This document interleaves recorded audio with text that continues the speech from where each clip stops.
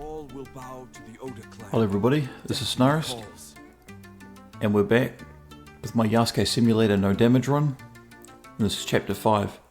This is where we get the sniper rifle for the first time. If you hit him in the head, it kills him instantly. You hit him in high up in the body, there's a chance it could kill them, but in most cases, yeah, it's going to take about 2, sometimes 3 shots to kill them. By the way, when it comes to destroying Japanese things, just running over the same bit of fruit over and over again is a great way to get it. And as long as you don't reload with this gun, you'll always have a shit ton of ammo. It is really good for taking them out at long distances, but sometimes with encounters you'll find yourself stuck in tight corridors or tight areas, and the enemies will spawn in at random or just drop down, and so there's not really much utility the sniper can offer you. At a long distance, sure, it's good, but yeah, in most cases it's not super great. But I'm still getting the most use out of this because I got quite good with using it for a little while.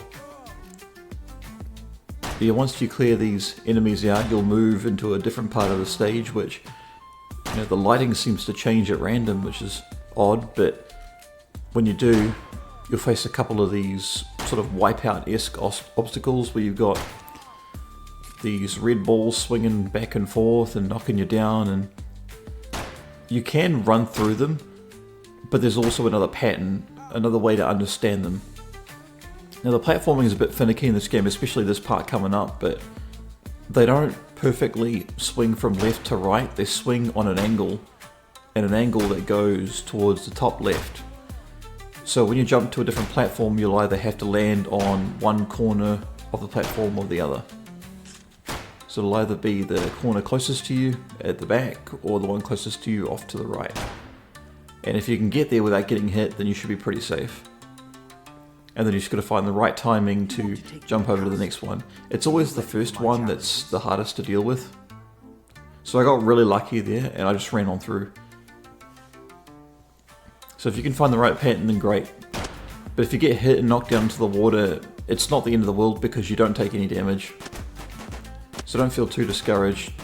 I remember the first couple of times I played this, I got knocked into the water quite a lot and I was getting rather frustrated, and I think my final time for this mission ended up being like 8 minutes or something. But these guys are just following you from left to right, but they don't seem to want to cross over. I mean, slowly they are, but yeah. I've got the most kills that I need to get to the next gate anyway, and I've already destroyed enough Japanese things, so I'm just going to run past all these enemies. Something I noticed as well is that when you get to the edge of something and you jump up and you get enough airtime, you actually jump really, really high. It doesn't serve much of a purpose anywhere, but it's still fun to see that. See those Daruma dolls before, just shoot any out of your way. And I made a mistake by falling down there. He did not make a good jump. And see, they were following me because they can get up here. So just be careful if you fall down. Risky jump there, I still made it. And something I noticed too when it comes to the platforming in this game, because the movement is very stiff, you want to aim where you're going with the mouse and only ever really hold forward. You can move left to right sometimes, but you just want to stick with the mouse for your aimer.